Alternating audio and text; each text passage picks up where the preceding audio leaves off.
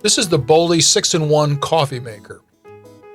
I bought it for making tea, and it's about the only machine I could find in the price range I was looking for that would do the job. This sold for about $100 on Amazon. I wanted to give you sort of a review on how it works. You open up the top, and in my case, I like tea, so I use this container, get about a tablespoon of tea, and put it in the machine.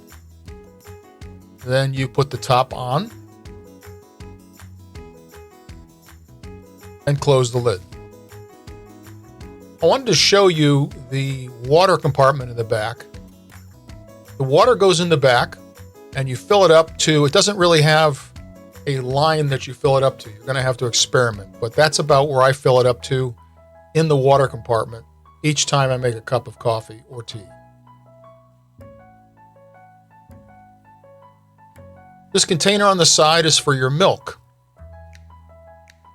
It has a line to show you what the minimum amount is, but you're able to put in as much as you want depending on the drink you're looking to make. You then secure the tubing onto the container and put it into the side. Very easy to do. Once you do that, you turn on the machine.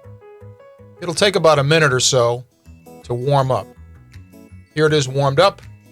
I hit the T button and then let it go.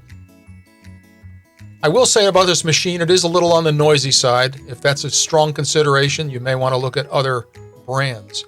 I don't find the noise really that difficult to deal with.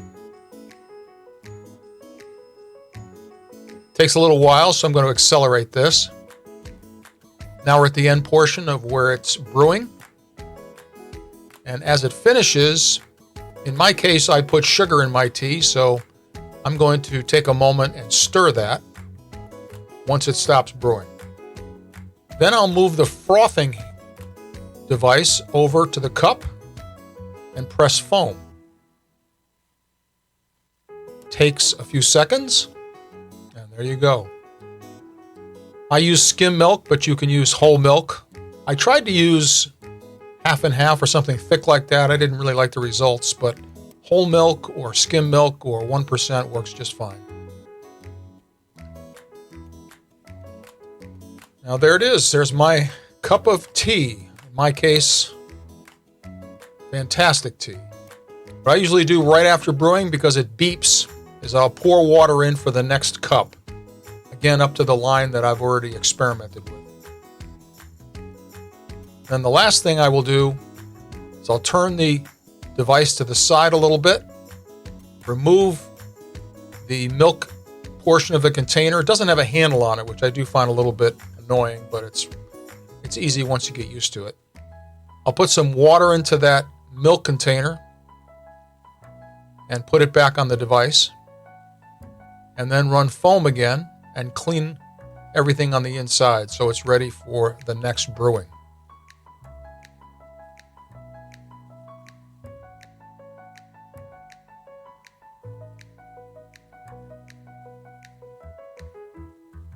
Cleanup is really easy. You just open the top, take out your container, and get rid of the tea or whatever you're going to do with it at that point. I also want you to notice that there's other pieces that come with this device that enable you to make whatever you would prefer to make. For example, you can put this cup in, and then you can use any Keurig container, any cups that's usually designed for Keurigs, you can put right into that container.